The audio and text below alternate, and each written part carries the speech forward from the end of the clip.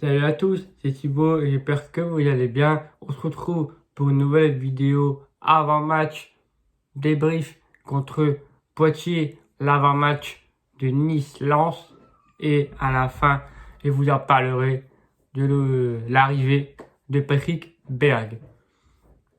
Avant de faire l'avant-match Nice-Lens, je vais un peu en parler du match de Poitiers, aussi qualifié victorieusement 1-0 sur un but de d'Ignatius Ganago.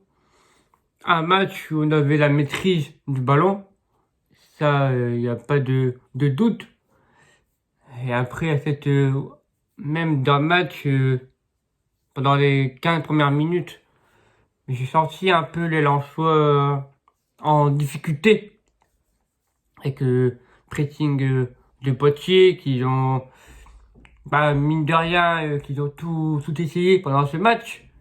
On a eu 2-3 arrêts de la part de Farinez, un cafouillage dans notre camp où Kevin contre ce ballon et derrière il sauve ce ballon et heureusement que ça ne touche pas Christopher Wu, sinon c'est un but contre son camp. Mais malgré ça, Poitiers ils ont été réduits à 10 après l'ouverture du score de Ganago. 2 minutes plus tard, la faute elle est méritée. Pour ce coup, le rouge est mérité. Il n'y a pas de justification sur Corentin Jean. Mais même s'ils ont été menés à 10, quand même, je félicite Poitiers pour leur match. En second mi-temps, nous, on a eu des occasions de la part de Florian Sotoka à 4 reprises. Et puis de Frankowski, d'ailleurs. La tête de Franck. Mais sinon, 1-0, pour moi, je vais retenir que de la qualification. Ce match, pour moi, on doit plus être tueur à 11 contre 10. Voilà, tu dois mettre 2, 3, 4. Mais sinon, je félicite Poitiers. Malgré pour eux qui sont éliminés. Mais malgré ça, je leur félicite de leur match. Et puis voilà. Et après, ce soir même, il y a eu le tirage au sort de la Coupe de France pour les 6e de finale. Ah, je suis heureux, les amis. On joue Lille. On joue Lille à domicile, à la maison. Mais le pire qui me dérange, comment tu peux mettre un derby à mardi à 21h? Mais le pire, c'est mardi. Mais encore, le pire, c'est que tu mets sur Eurosport. Donc ça voudrait dire que Vannes Paris, France 3. Par contre, le derby, le match le plus attendu de ce Coupe de France, et pas photo à dire, c'est l'affiche. Tu mets l'affiche sur Eurosport, alors que tu mets sur France 3 non pas Calais ou France 3 normal, mais tu exploses. Mais là, pour moi, je ne comprends pas la Fédération française de football ou la Coupe de France. Enfin, c'est la fédération. Je ne comprends pas. Mais bon, moi, ça me dérange pas pour la télévision parce que je serai au stade. J'ai ma place officiellement. J'ai donné mon abonnement. En fait, concernant la billetterie, j'ai l'info. Si vous êtes abonné et que vous avez une section, il faut que vous donnez votre abonnement à votre section et le président, le gérant de votre section vont récupérer tous les abonnements qui sont membres de la section et ils vont leur donner à la billetterie du club et le club va regarder l'abonnement et la section et ils vont donner les places à la section et pendant le soir même du match ou quand ils auront reçu les places, il faudrait que vous y allez chercher à votre section. Et par contre, au-delà de ça, après, je pense, ça va être billetterie à vente. Je ne sais pas s'il y aura un abonné prioritaire. Je ne pense pas. Je pense que d'abord, il faut priorité aux sections Et après, c'est ouvert au public. Parce que si je regarde bien dans l'article, les abonnements, ils sont comptables pour la Ligue 1. Ça, il n'y a pas sans doute. Mais concernant les matchs amicaux, les matchs de coupe, etc., c'est la section qui est prioritaire. Et après, c'est vente au public.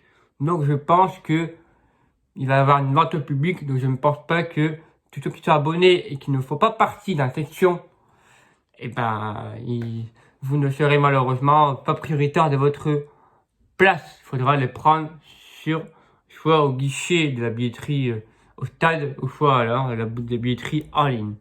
Voilà pour ceux qui me demandent tous les jours les infos. Vous avez les infos. L'avant-match Nice-Lens, les amis, une statistique depuis la saison 93-94, 27 matchs joués, 8 victoires pour le Racing, 14 matchs nuls, 5 victoires pour les Niçois. Les deux précédents matchs joués lors de la saison dernière, on a joué la première journée à Nice, une défaite 2-1. J'ai le souvenir, mais malheureux, de Gouiri, qui nous a mis 2 buts énormes. On n'espère pas vivre ce soir-là. Et puis, à la maison, on a perdu 1-0. C'est un but de Youssef Attal. L'OGC Nice, 4e, 30 points. 18 matchs joués, 9 victoires. 4 nuls, 5 défaites. 27 buts marqués, 7 buts encaissés. Deuxième meilleure défense de championnat. Le meilleur buteur côté niçois, Amine Gouiri, 8 buts. Et le meilleur passeur côté niçois, Amine Gouiri, 4 passes décisives. L'arbitre de cette rencontre, Jérôme Brissard. Les absents, Robson Bambou, blessure à la cheville, et les amis. J'ai regardé sur le compte niçois les absents et les incertitudes. Et je vois en conférence de presse que Christophe Galtier a annoncé que Andy Delors est incertain parce qu'il s'est blessé au dos, le match de Coupe de France contre Cholet, et il n'était pas présent à l'entraînement à Nice, du côté de chez les gyms, et puis Claude Maurice est incertain pour ce match. Donc voilà pour les côtés niçois. Et nous, côté Racing, de la part de Franck Hez, à 13h en conférence de presse, Wesley Saïd ne ressent plus de gêne, donc il est libre, mais Franck Hez ne préfère pas de prendre de risques, préfère le garder pour le match de la Coupe de France contre Lille, que je le comprends de la part de Hez, il revient de blessure. Moi j'aurais fait pareil que Hez, donc ça c'est une bonne nouvelle. Wesley Saïd et hop, ça c'est parfait. Et sinon, Facundo Medina suspendu, 3 cartes jaunes, donc contre Nice, il ne sera pas présent dans le groupe, il n'est pas dans le groupe. Jean-Louis Leca, il est, maintenant il ne ressent plus de gêne, et il était de retour dans le groupe de match de cette Coupe de France. Donc là c'est parfait pour nous. Donc je me mets un point d'interrogation, qui sera titulaire entre Jean-Louis et Walker. Machado 2022 toujours. On attend de voir contre Lille qui sera dans le groupe ou pas. On verra le 2 janvier lors de la conférence de presse pour le derby de ce coupe. Et Gaël Kakuta toujours blessure au mollet. Donc voilà, donc je pense que saison 2021 était terminée pour lui. Ça, on n'avait pas de certitude. Après, qui sera présent en Coupe de France, ça, on en verra plus. Marco Polo, les amis, 3-5-2. Alors, dans les buts, j'ai fait ma compétition avant la conférence de presse. Et j'avais une certitude que je mets Jean-Louis Leca ou que je mets Victor Farinez. Il y en a beaucoup qui me demandent sur mon Instagram où je poste mes compositions probables à chaque fois que je fais sur l'application Arcelance, et je vous partage même le prono. Donc j'ai mis Victor Farinez.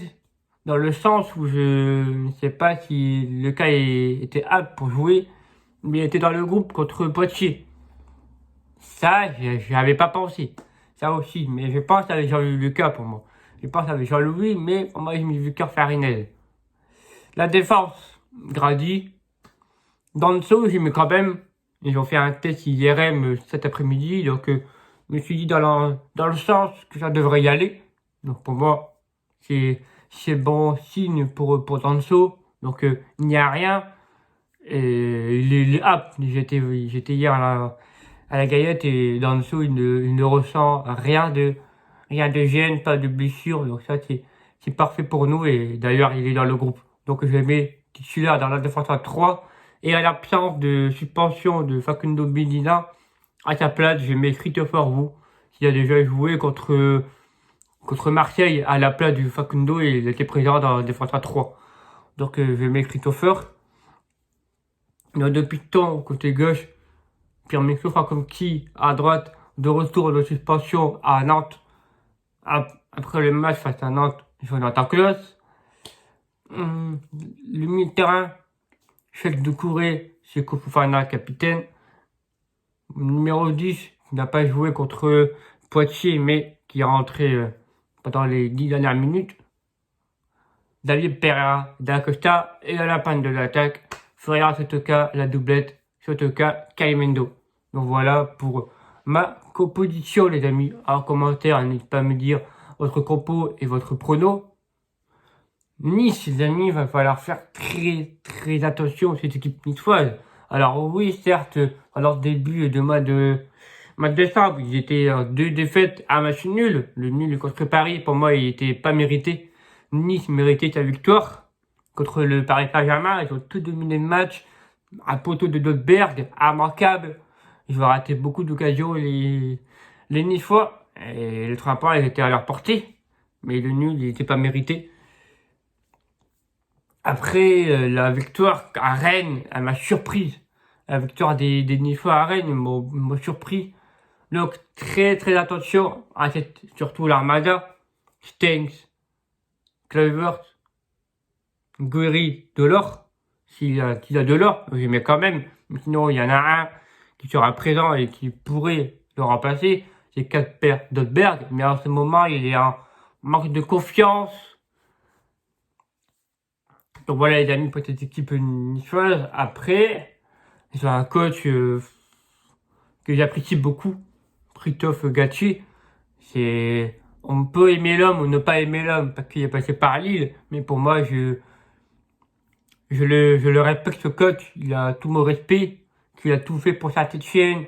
La saison dernière, Christophe Galtier, je vous le dis, mais je le répète, c'est un excellent coach. Et Nice qui est en train de le faire avec Nice, bah c'est beau pour les Niçois.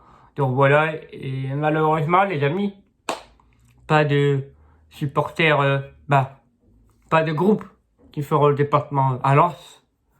Vous avez pu voir, préfet inadmissible, n'importe quoi, alors que avec Nice, il n'y a pas de conflit, il n'y a pas de, comment dire. Mais bon, les préfets, hein, que vous voulez que je vous dise, le préfet. Bref. J'espère d'ailleurs que le préfet va interdire les supporters lillois au stade pour la Coupe de France. Parce que bon, qu'ils nous ont fait au match du championnat à la mi-temps. Doucement les Lillois, doucement. Vous allez regarder à la télé, c'est que vous méritez. Parce que bon, vous avez des supporters, vous n'êtes pas dignes. Donc voilà. Ah ouais, moi je taxe. Ça y est, je lance le derby là. Là c'est... Voilà. C'est... Bref, je vais pas dire plus du préfet l'interdiction du supporter lensois à Nice. Donc pas de parquage, d'après ce que j'ai vu. Et après, hier à 19h, nous avons eu l'officialisation, enfin, je vais vous dire, de Patrick Berg pour un montant de 4,5 millions d'euros en provenant de Bodo Glimt d'un contrat jusqu'en 2026. Donc ça c'est parfait, il reste pendant 3 ans à Lens, Qu'est-ce que je raconte? Mes calculs inadmissibles. 4 ans. Voilà, parce qu'on approche 2022, donc il est au club. Enfin, il pourrait à partir de chez nous le 29 janvier. Donc ça, c'est parfait pour le match de la Coupe de France contre Lille. Et voilà, parce que Franquet l'a annoncé et que à la rentrée, il va reprendre le 29 et Berg, il pourrait jouer à partir du 1er janvier. Parce que c'est le 1er janvier, c'est le mercato qui s'ouvre et s'arrête le 31 janvier. Donc voilà. Donc voilà les amis, c'est tout pour cette vidéo du débrief contre Poitiers, l'avant-match de Nice et la venue de Berg. Tous ceux qui ne savent pas, Berg a été élu le meilleur passeur en Norvège. C'est un joueur intelligent, un joueur capable de mettre des caviars aux attaquants, distribuer de très beaux ballons. Il est intelligent sur le terrain et surtout, et ça me fait plaisir. Et surtout, il peut jouer offensif, il peut jouer défensif et relayeur. Mais le poste qu'il a le plus joué, c'est le terrain défensif. Et ça, c'est parfait. On a trois rôles différents en milieu de terrain. Doucouré, Fofana et là on a Berg en plus. Donc ça c'est parfait. Pourquoi pas les voir les trois en même temps. Doucouré, Fofana et Berg et monter d'un cran Seko Fofana. Ça c'est le coach qui prendra ses choix et ses décisions. Ça me fait plaisir qu'il y aura un choix avec Berg. Comment il va le positionner et le placer dans ses choix de compo. Ça j'ai hâte de le voir jouer. Donc voilà les amis. Mon prono pour Nice, victoire 1-0. Pour moi, il nous faut cette victoire pour ce dernier match de la saison et avant de projeter en 2022. Parce que oui, en juin, on a du gros. Donc pour moi, il faut qu'on s'impose. Et puis nous laisser dans de bonnes conditions pour les fêtes. Donc voilà, le match est demain à 21h sur Amazon Prime Video au stade Allianz Riviera. Je vous dis, prenez soin de vous, prenez soin des autres, prenez soin de votre, pardon. Et puis on se retrouve demain pour le débrief. Quand je vous dis, on lance un jour, on lance toujours. Welcome man, Tinland Berg.